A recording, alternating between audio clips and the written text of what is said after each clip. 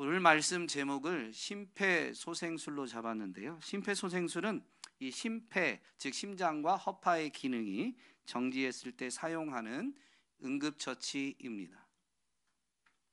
심장과 폐는 사람의 이 육체의 생명과 직결되는 중요 기관인데요. 이 심장과 폐의 기능이 멈추었을 때, 정지했을 때 5분 이내로 조치가 취해지지 않으면 뇌에 아예 이 피와 즉 이 산소가 공급되지 않아서 뇌가 사망하게 되는 뇌가 손상을 입게 되는 일이 이루어지게 됩니다. 그래서 5분 이내로 이 응급 처치를 해야 되는데요. 그것은 심장과 폐의 기능을 되살리는 게 아닙니다. 5분 동안 이 5분 이내로 이 심폐의 기능을 외부의 이 압박, 힘을 통해서 부분이지만 대신해 주는 겁니다.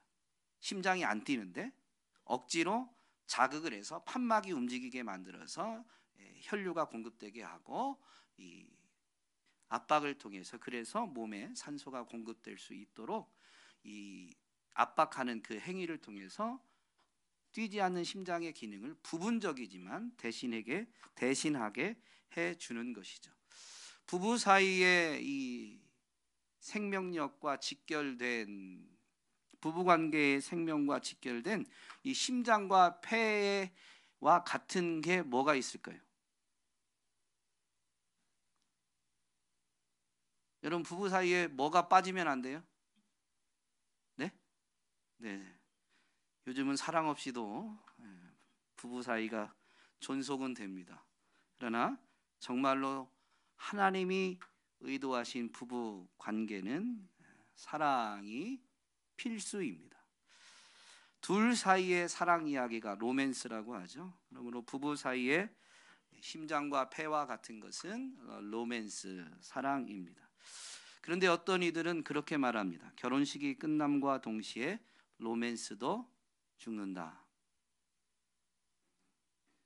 그러면서 이유를 결혼은 현실이기 때문이다 라고 말합니다. 여러분은 어떻습니까? 현실의 문제 때문에 부부 사이에 로맨스가 죽어가고 있지는 않습니까? 뿌리가 뽑히면 죽은 거고 그 죽음의 결과는 서서히 나타나게 되어 있죠. 그래서 사실 말도 안 되는 이 예비 신랑 예비 신부들한테 그런 이 뭐라고 해야 될까요? 가르침, 교훈을 주는 사람들이 있어요. 부부 사이에 지금은 뭐 꿀이 떨어지지 참기름이 짜지지 그거 한 달 간다, 뭐 3개월 간다, 1년 간다. 근데 여러분 하나님이 의도하신 부부 사이는 갈수록 꿀이 뚝뚝 더 떨어지고 참기름이 더 많이 나는 겁니다. 아무도 아멘을 안 하시네요. 네, 한 분 하셨습니다. 한 분. 네, 그래서 작은 소리로 했는데도 귀에 쏙 들어올 정도로. 여러분 아가서는 하나님이 계획하신 하나님이 뜻하신 이상적인 부부간의 사랑을 위한 지혜를 가르쳐 줍니다. 물론 이 가르침은 술람미 여인 솔로몬과 결혼한 술람미 여인의 회상을 통해서 지혜를 가르쳐 주는데요. 오늘 본문은 술람미 여인의 회상 중에서도 특별히 이 결혼식에 대한 회상입니다. 오늘 저와 여러분이 이 아가서에서 가르쳐주는 지혜를 얻게 되므로 세상이 말하는 결혼식이 끝나면서 부부 사이의 로맨스가 죽었다라고 하는 이 현실 앞에 이 세상 가운데에서 저와 여러분은 심폐소생이 돼가지고 로맨스가 살아나게 되기를 주님의 이름으로 축복합니다. 결혼식을 회상하는 술람미 여인이 결혼식을 회상하면서 첫 번째로 떠올린 게 있는데 그것은 신랑과 사랑 나눌 것을 기대하고 있었던 걸 회상하고 있습니다. 2절부터 4절에 보면 나에게 입 맞춰 주세요. 숨 막힐 듯한 임의 입술로 임의 사랑은 포도주보다 더 달콤합니다. 그러면서 나를 빨리 결혼식 마치고 신방으로 데려가 주기를 간청하게 되죠. 여러분 이제 결혼식은 끝나고 결혼 생활을 하셨는데 결혼 생활이 오래면 오래일수록 여전히 신랑과 또는 신부와 사랑 나눌 것을 기대하고 있습니까?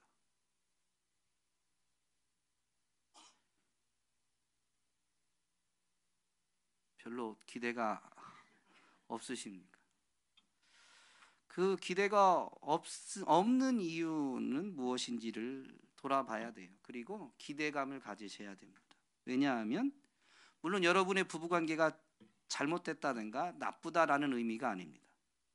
때로는 제가 우리 교회를 보니까 정말로 거의 부부관계가 다 좋으신 것 같아요. 물론 어떤 이들은 교회라는 이 예배당에서 보여주는 건 쇼 윈도우와 같다라고 말해서 예배당에 올 때는 좋은 모습만 보이기 때문일 수도 있지만, 그래도 제가 볼 때는 우리 교회 부부들은 관계가 다 좋은 것 같긴 합니다. 그러나 이만하면 됐다라고 생각하면 안 됩니다. 하나님이 의도하신, 하나님이 계획하신 것은 이상적인 거예요.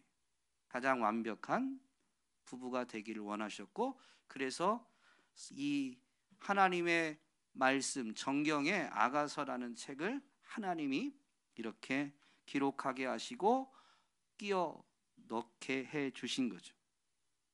그러므로 하나님이 이만하면 됐다라고 하지 않았는데, 우리가 세상적인 기준으로 우리 부부 사이는 이만하면 됐다 라고 한다면 그게 어느 정도는 다른 가정, 다른 부부에 비해서 우리 부부가 괜찮아서 만족스러움의 표현일 수 있지만, 그 만족스러움이 더 깊은 사랑, 더 뜨거운 사랑을 가꾸어가는 것에 대한 중단이라면, 하나님은 더 큰 걸 계획하셨는데 우리가 만족함으로 사실은 하나님의 관점, 하나님의 계획의 관점에서 보면 우리가 포기하는 겁니다.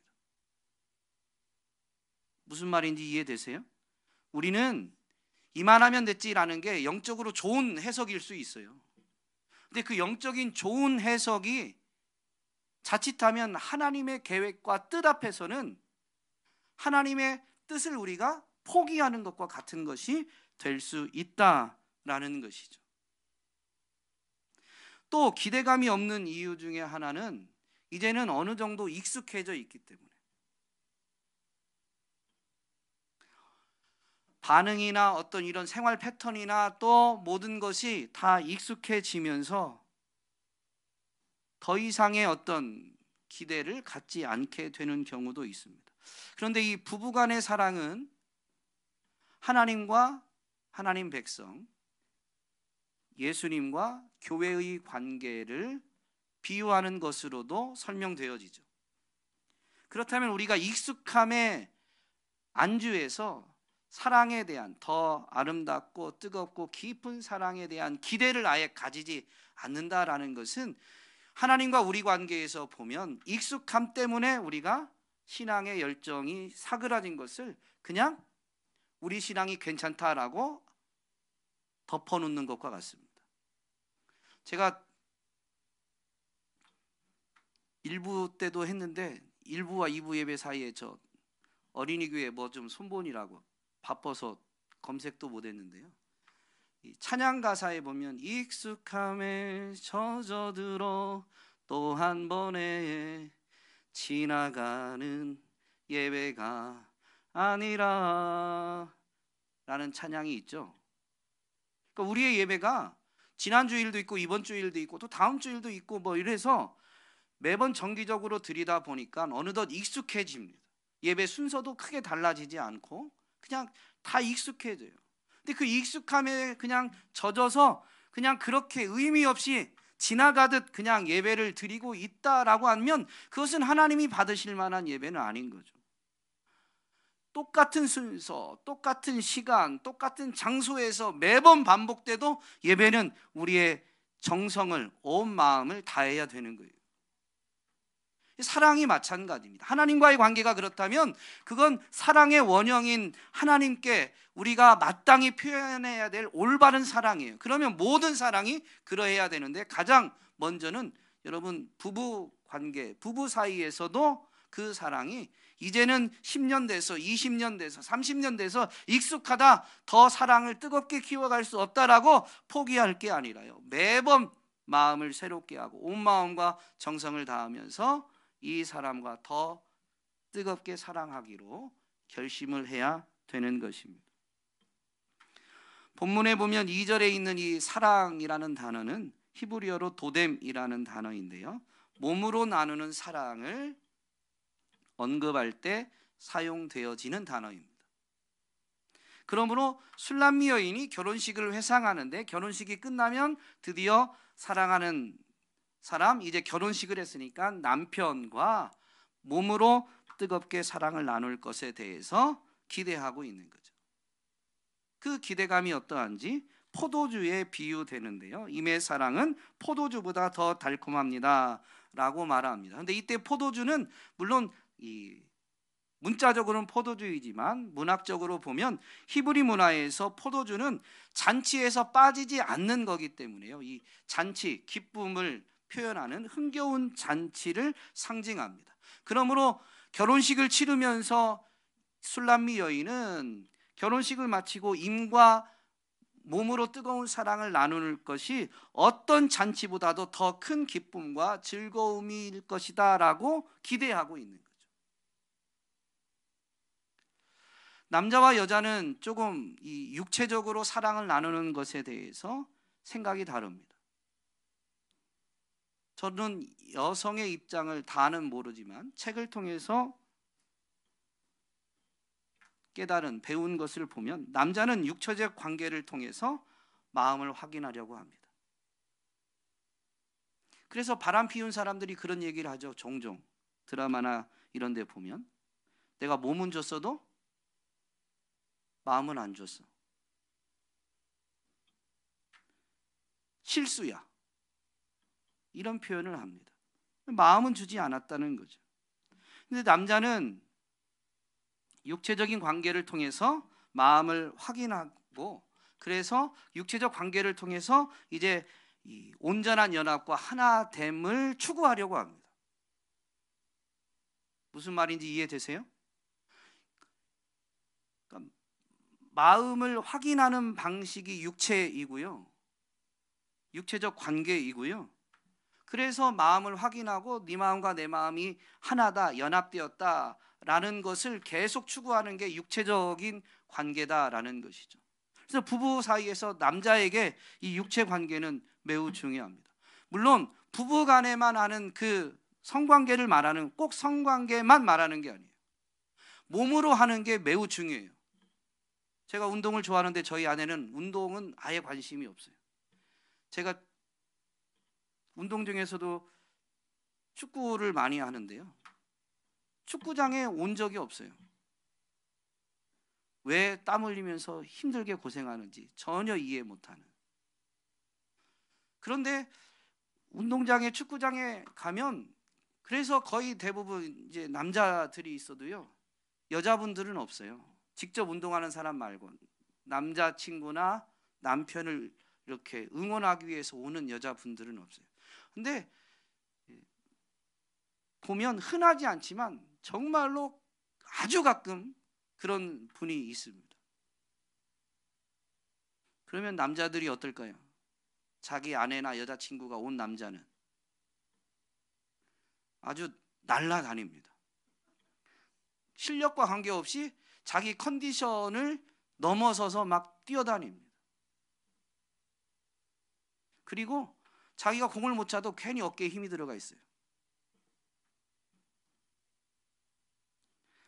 아내가 지금 나와 무언가를 함께 하고 있다라는 게 매우 중요한 의미이기 때문에 힘을 나게 만들어 주는 거죠. 그게 몸으로 함께 하는 겁니다. 여자는 마음의 연합과 하나됨을 확인한 다음에 육체 관계를 허락합니다. 조금 다르죠, 순서가. 여자분들이 아무도 동의를 안 하는 것 같습니다. 현대 사회는 성이 많이 오픈되면서 사실은 뭐 이 표현들이 정확히 맞는지는 모르겠지만 그래도 저는 맞을 거라고 생각합니다. 한 세대 전에는 그래서 텔레비전이나 이 영상 매체에서 그런 표현을 많이 써요. 여자가 몸을 허락하면 뭘 준 거예요? 전부를 준 거죠. 몸과 마음인데 마음을 주고 마지막에 몸을 주니까 여자가 몸을 허락했다라는 것은 모든 것을 준 것과 같습니다. 그러므로 여성에게 몸으로 나누는 사랑은 뭐와 같냐면요, 마음의 연합을 확증하는 거예요. 이미 마음의 연합을 이루고 그걸 확증하는 거예요. 그러니까 여성은 몸으로 사랑을 나누는 그것들이 마음이 불안하거나 불안정할 때는 그 육체적인 관계에 대한 생각이 전혀 없죠. 맞아요, 틀려요? 제 혼자만의 생각이에요. 저도 책을 읽어서 배운 거라. 근데 남자는 육체 관계를 해야 상대방의 마음을 확인하는 게 됩니다. 근데 본문은 술람미 여인의 관점이에요. 이거 지금 설명드렸는데 나중에 뒷부분에 보면 그래서 이 부부 사이 사랑하는 관계는 내 입장만, 내 관점만 주장하진 않아요. 상대방에 대한 관점을 알고 서로를 조율하는 거죠. 그래서 중간 지점에 와서 이루어지는 것이 정말로 사랑의 행위들입니다. 어쨌든 오늘 본문에서 이 관점은 술람미 여인의 관점입니다. 온전한 연합과 그로 인한 즐거움을 기대하는, 여러분 지금도 그것은 기대해야 되는 거죠. 사랑하는 남편, 사랑하는 아내와 마음이 하나 되고 그래서 사랑을 나누는 그것이 내게 행복이다라는 것을 기대하고 추구하셔야 됩니다. 이것에 대해서 술람미 여인의 말에 이제 이 친구들이라고 하는 코러스를 통해서 중요한 메시지를 주는데 그게 뭐냐면요, 4절 중반부에 보면 우리는 임과 더불어 기뻐하고 즐거워하며 포도주보다 더 진한 임의 사랑을 기리렵니다. 아가씨라면 누구나 임을 사랑할 것입니다. 이게 무슨 의미냐면요, 솔로몬은 사랑의 대상으로, 결혼의 대상으로 가장 바람직한 사람이다. 다른 여인들도 흠모할 만큼 좋은 사람이다 라는 의미입니다. 여러분 결혼할 때는 그렇잖아요. 이 사람이 내게 가장 좋은 사람이다, 내게 가장 적합한, 내게 가장 바람직한 사람이다 라고 생각했기 때문에 결혼을 결정하고 결혼식을 치르게 되는 거죠. 사람은 경험이 달라지면 생각도 달라지고 그래서 관점도 달라지게 됩니다. 그러나 관점이 달라지게 됐다고 해서 부부 사이를 깨고 다른 사람과 새로운 부부 관계를 맺어야 될까요?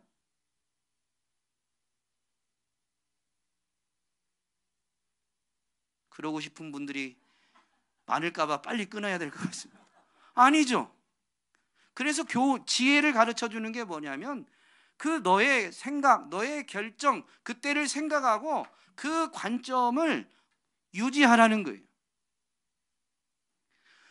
삶을 살아오면서 그 사람이 완벽하지 않으니까 어떤 경험들이 이제 내 생각을 바꿀 수 있어요. 그러나 그럼에도 불구하고 내가 가졌던 그 생각을 이제는 간직하고 붙들어야 된다라는 걸 우리에게 교훈해 주는 거죠.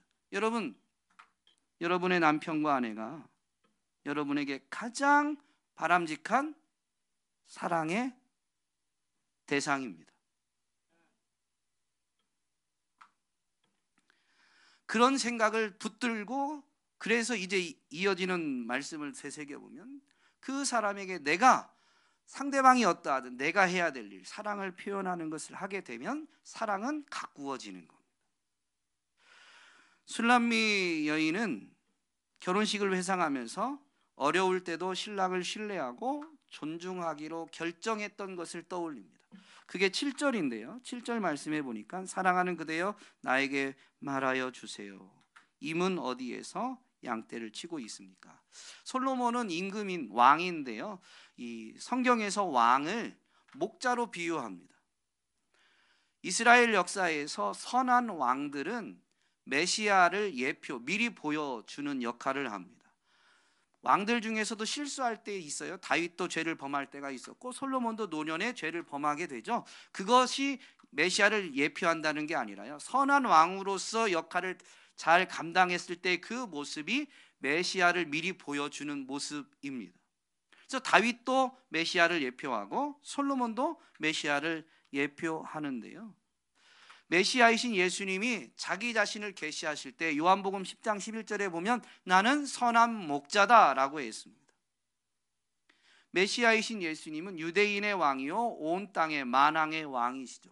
그 왕됨을 목자로 비유하는 것이 바로 이 오늘 본문에서 술람미 여인이 솔로몬을 향해서 양치는 걸로 목자로 표현하는 것과 같은 거죠. 그런데 이 솔로몬이 양을 치는 것 때문에, 즉 나라를 다스리는 것 때문에 왕이다 보니까 너무 바빠서 결혼한 다음에 자신이 술람미 여인이 남편을 필요로 하고 원할 때 옆에 없을 수도 있는 거죠. 결혼식에서 그걸, 결혼식장에서 그것 여전히 생각하는 거예요. 결혼을 결정하기 전에도 그런 생각이 없진 않았어요. 그런 고민을 하지 않은 게 아니에요. 그럼에도 불구하고 결혼하기로 결정했으니까 그건 무슨 의미냐면 그런 남편의 모든 것을 내가 인정하고 받아들이기로 결정한 겁니다. 이 7절 말씀을 보면 남편이 옆에 없을 때 내가 필요하거나 원해서 남편을 찾아 나서야 되겠느냐. 찾고자 할 때 남편이 너무 바쁘니까 그 남편의 친구들의 도움을 받아서 임의 동무들을 따라다니며 임이 있는 곳을 물으며 헤매야 하는가. 이 표현은 답은 뭐예요? 그래야 된다는 거예요? 그러지 말아야 된다는 거예요? 그러면 왜 결혼하면서 남편이 너무 바빠서 내 옆에 없을 수 있는데 그때 나는 임을 찾아 나서지 않겠다 라고 말하고 있는 걸까요? 이건 무슨 의미, 무슨 표현일까요? 임의 일을 인정하고 받아들인 것은 결혼한 이후에도 계속 남편을 신뢰하겠다라는 겁니다. 더군다나 임의 친구들을 따라다니며 남편을 찾아야 되느냐? 그러지 않겠다. 왜 그러냐면 한 번만 두 번만 그럴 게 아니기 때문에 자주 자기 옆자리를 비울 수 있는데 그때마다 찾아 나선다면 다른 누군가는 이 술람미 여인이 남편의 친구들과 자꾸 돌아다니는 거죠. 목적은 남편을 찾는 거여도 돌아다니는 모습만 본다면 그걸 본 사람은 어떤 생각을 가질까요? 처음에 한 번이야 솔로몬 왕이 바쁘니까 찾아 나섰나 보다 그러는데 자주 그 친구와 솔로몬의 친구와 밤에 돌아다니네? 그러면 그걸 반복적으로 보면 사람들은 뭐라고 수근거리고 뭐라고 생각할까요? 여러분들은 착해가지고 굉장히 순수하게만 보시네요. 저거 바람 피는 거 아니야? 그러면서 부정한 여인처럼 바라볼 수 있는 거죠. 내가 임을 사랑해서 임을 찾고자 하는데 그것 때문에 사람들에게 오히려 내가 부정한 여인으로 비춰지게 된다면 나의 사랑이 의심되고 흔들리는 거죠. 그것조차도 싫다 이거예요. 나는 오직 임만을 사랑하고 임만을 사랑한다라는 것이 인정되고 드러나길 원하는 거죠. 여러분, 남편의 모든 것, 아내의 모든 것을 인정하고 받아들이고 그래서 그걸 정말로 존중하기로 결심하셨습니다. 결심하셨었잖아요. 그런데 이제 살다 보니까 또 어때요? 그래도 해도 너무하지. 야, 어떻게 이렇게 자꾸 내 옆자리를 비우냐. 지금 그러고 있지는 않습니까? 그래서 결혼식을 회상하면서 여전히 신뢰하고 여전히 존중하기로 그때 결정했다는 것을 되새겨서 그렇게 해야 된다라는 것을 우리에게 교훈해 주는 거죠. 여러분, 남편을, 아내를 계속 신뢰하시기 바랍니다. 그의 모든 것을 인정하고 더 나아가서 존중해 주시기 바랍니다. 그것이 그 사람만을 사랑하는 행위인 거죠. 우리의 신랑 되신 예수님은 그래서 결혼 전에 정말로 남편의 모든 것을 인정하고 받아들일 수 있는지 계산해 봐야 된다라고 제자도에 대해서 가르쳐 주시죠. 망대를 짓는 사람이 자기가 가진 것으로 망대를 다 지을 수 있는지 먼저 셈하여 보고 계산해 보고 그럴 수 있다라고 하면 그때 망대를 짓는 거죠. 예수님을 따르려면 부모 형제 모든 것을 버려두고 따라가야 되는데 정말로 예수님을 위해서 모든 것을 버려둘 수 있다라고 계산이 서면 그때 예수님을 따를 수 있고 따라야 한다라는 겁니다. 그것은 다른 말로는 모든 것을 버려야 한다라는 의미이기도 하죠. 이걸 부부관계로 다시 적용하면 여러분의 남편이 여러분의 아내가 모든 것을 뒤로 할 만큼 소중한 존재입니다. 갑자기 아멘이 줄어드네요.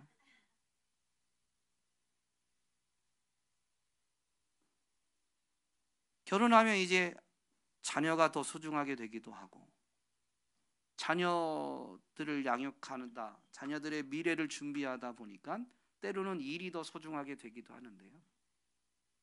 그때의 순간일 수 있지만 그러나 잊지 말아야 돼요. 자꾸 회상해서 돌이켜야 됩니다. 여러분의 남편이, 여러분의 아내가 여러분에게 가장 소중한 존재입니다. 그러면 사랑을 가꾸어 갈 수가 있는 것이죠. 또 술람미 여인은 결혼식을 회상하면서 자신도 귀하게 여기게 됩니다. 자신도 귀하게 여겼다라는 것을 생각해내게 되는 거죠. 술람미 여인은 시골 여인입니다. 그러다 보니 야외에서 일을 하다 보니까 얼굴이 조금 꺼무잡잡했습니다. 그런데 예루살렘 아가씨들은 왕궁의 도시에 살다 보니까 피부도 뽀얗고 외모도 많이 치장합니다. 화장도 많이 하고. 그런데 이 예루살렘 왕궁 도시 문화에서는 피부도 하얗고 화장도 해서 잘 가꾼 여인이 아름다운 예쁜 여인으로 여겨졌습니다. 그런데 뭘 화장도 안 하고 얼굴도 까무잡잡한 여인이 모든 사람이 우러러보는 우상이었던 솔로몬의 여인이 된다니까 예루살렘 아가씨들이 볼 때 시샘이 나는 거죠. 그래서 예루살렘 아가씨들이 이 술람미 여인을 볼 때 예쁘게 보지 않은 것 같아요. 그런데 결혼식 날은 이 여인이 이렇게 말하는 거죠. 5절에 보니까 예루살렘의 아가씨들아 내가 검어서 예쁘단다. 여러분, 술람미 여인은 자기가 피부가 검지만 예쁘다는 것을 지금 인정하는데 그건 자기가 주장하는 게 아니에요. 내가 검어서 예쁘단다. 이건 무슨 말이에요? 내가 검은데 솔로몬이 날 보고 예쁘다고 한다라는 의미입니다. 사실 이 표현이 9절 10절에 보면 솔로몬 입을 통해서 또 반복되죠. 나의 사랑 그대는 바로의 병거를 끄는 날랜 말과도 같소. 고대 사회에서 왕은 이 말이 거의 동반자입니다. 왕은 어디를 가든 말을 타고 이동하게 되어 있죠. 말은 아무나 타는 게 아니었어요. 물론 장수도 전쟁터에서는 타긴 하지만 평상시에 주로 왕이 타게 되어 있습니다. 왕의 동반자인데요. 나라를 부강하게 만들었던 솔로몬은 그래서 말을 많이 수입하고 말에 대한 이 애정이 많죠. 애굽에서 전차와 말을 많이 수입하게 되었습니다. 그런 솔로몬이 볼 때 자기가 관심이 있었던 이 말에 비유해서 바로의 병거를 끄는 날랜 말처럼 술람미 여인은 피부가 거무잡잡할지 모르지만 건강한 아름다움, 남이 갖지 않은 그런 아름다움이 있다. 내가 원하는, 내가 사랑하는 그런 아름다움이 있다라고 분명히 표현하고 있는 것이죠. 그래서 이 술람미 여인이 자기가 사랑받기에 합당한 존재다라는 것을 이제 받아들이고 고백하는데, 그 근거가 뭐냐면요, 솔로몬이 예쁘다고 했기 때문입니다. 결혼에 이를 때까지 여러분, 솔로몬이 술람미 여인에게 얼마나 예쁘다고 말을 많이 했을까요? 수없이 했겠죠. 또 11절에 보면 친구들, 이게 코러스인데요, 그들의 입을 통해서, 노래를 통해서 솔로몬이 이 예쁜 여인에게 금사슬에 은구슬을 박은 귀고리를 우리가 너에게 만들어주마. 즉 솔로몬이 선물을 많이 해준 거예요. 지금까지 시골에서 자랄 때는 이란이라고 치장할 줄도 모르고 했던 여인이 자기가 사랑하니까 마음껏 치장하도록 금, 은을 가지고 귀고리를 만들어 주면서 선물해 주는 거죠. 선물은 꼭 금과 은으로만 만들어야 된다라는 의미가 아니에요. 우리 여자분들 오늘 성경 말씀 들고 가서 봤지? 성경에 금, 은으로 귀고리 만들어졌대. 뭐 이렇게 해서 상대방에게 요구하는 게 오늘 우리에게 주는 가르침이 아닙니다.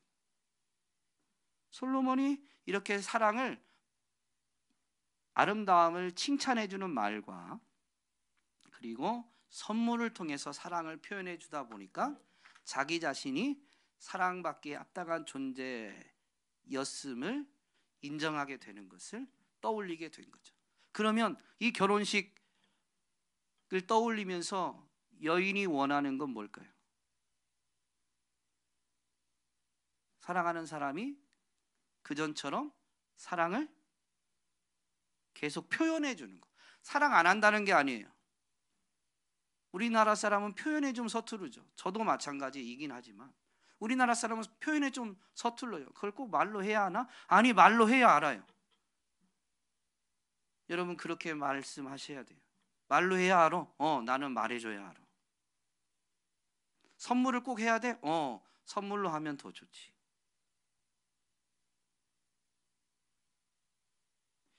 그렇게 상대방의 사랑의 언어로 사랑을 표현하게 될 때에 첫 번째는 상대방이 사랑받기에 합당한 존재다라는 것을 인정하고 존중하게 되고, 여러분 사랑의 원리가 뭐냐면 자기가 자신을 사랑해야 남도 자신처럼 사랑할 수가 있어요. 그건 부부관계에서도 마찬가지예요.